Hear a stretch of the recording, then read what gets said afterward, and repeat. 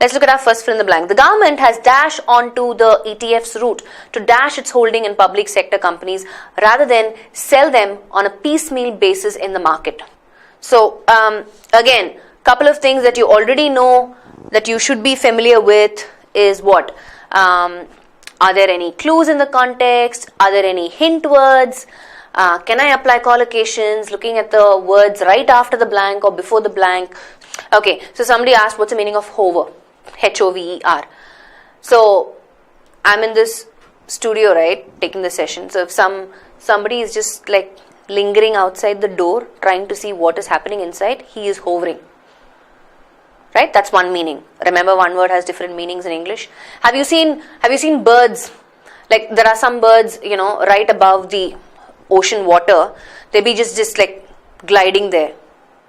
Right? Maybe they're waiting for a fish to come to the surface so they can dive in and get it. Right? So birds hovering over the waves.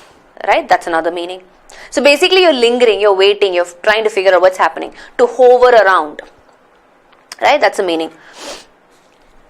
And in different contexts, it can have different meanings, right? It can also bring in the meaning of wavering, right? I'm hovering between, what can I say? Anger and regret, right? I'm hovering meaning my emotions are like not stable, right? I am wavering between this and that emotion, hovering between, right? That's another thing. So it's good that you asked that question, what is the meaning of hover, because there are very specific prepositions that will get associated with hover. Not everything will go. What preposition do we have after the blank? On to. Now let's look at each option, right? For the most part, most of you said, what did you guys say? I forgot what you guys said. D and E. Okay, Siddhartha is saying option B as well. Okay, let's look at everything. What will I quickly eliminate, right? If you have to quickly eliminate, the government has dashed onto the ETF's route to dash its holding in public sector companies rather than sell them on a piecemeal basis in the market. Let's understand the context meaning first, right? So which means the government has done something.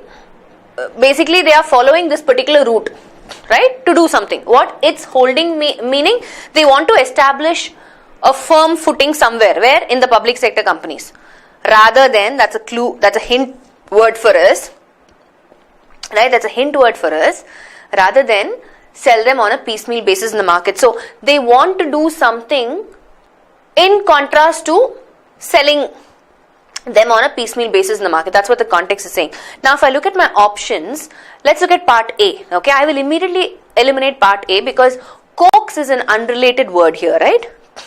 When I say coax means is basically persuading somebody to do something.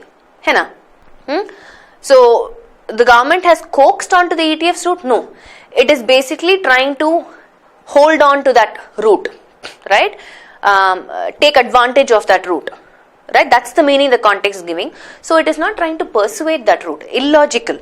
The first option that I will eliminate is option A. Cajole, yeah, that's now the synonym of coax, yes, right? And then what is placate? Placated. Placated means again to soothe, to pacify, to calm people down. That's placate. The government has placated onto the ETF's route. Again, illogical, right? I will eliminate that. So let's just quickly put the meaning so we understand why these words are irrelevant or illogical in the given context. Coax is to, what do I say? Persuade, right? Not the right word, or cajole, like somebody pointed out. Placate means to pacify, to calm, to soothe. That's not the meaning the context is saying. Okay, so I will eliminate option B. What about option C? It says exerted. What is to exert? Exercise, make use of, utilize, right?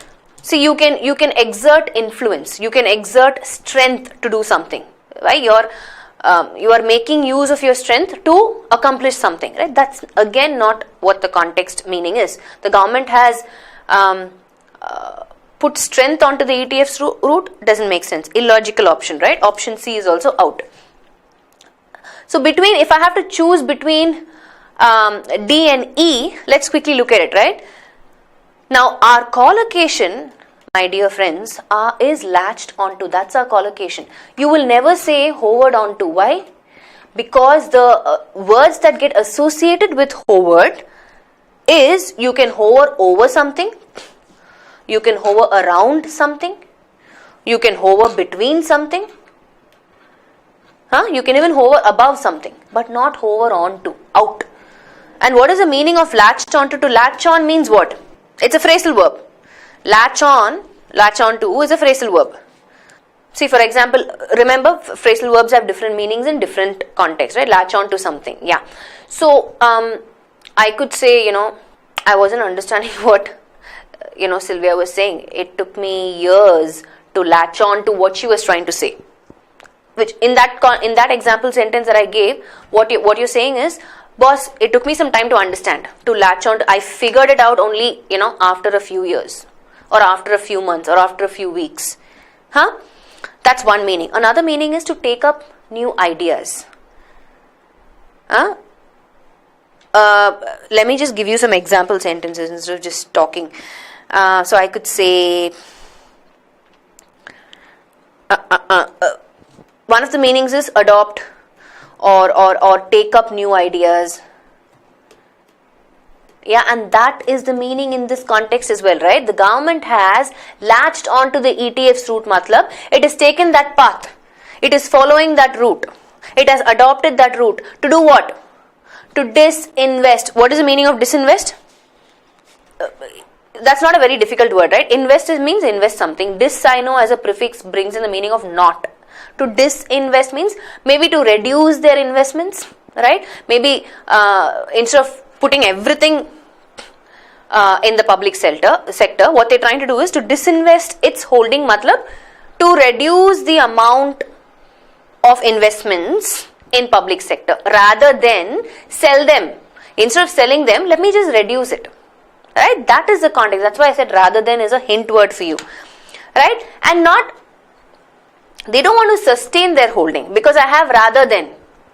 Keep in mind, rather than is the hint word, which means I have to bring in a word where it's saying, boss, I have to do something with my holding, means my firm footing. Right? So in the public sector, what I want to do is, boss, I want to reduce my holding, reduce my investments rather than sell them, not sustain them. Because if you're going to sustain them, then why sell them?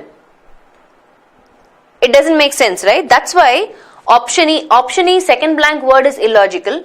And like I said, hovered, you will not associate hovered with onto. These are the prepositions you will associate hovered with. Right?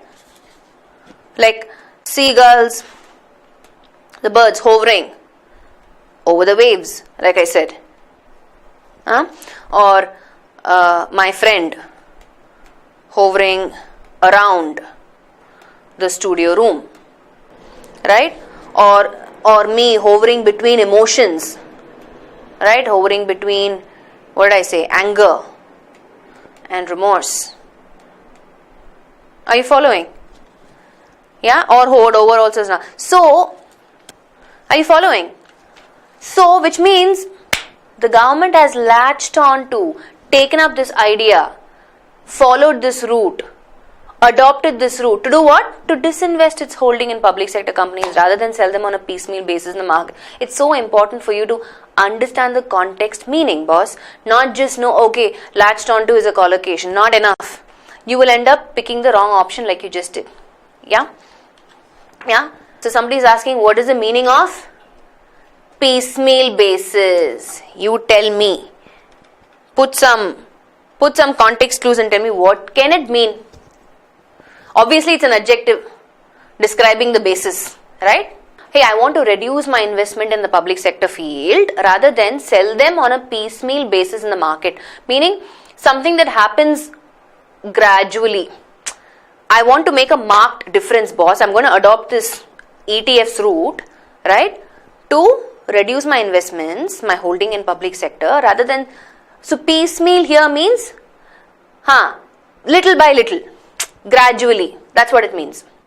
Yes, there is a possibility of definitely us not knowing all the meanings of all the words in the context, but that is where your disadvantage is, right? That's why we have words of the day, to expand your vocabulary. Are you making use of it, Bigram Aditya? Have you ever taken a quiz on a daily basis? Answer that question. If you answer that question honestly, you will know what you need to do.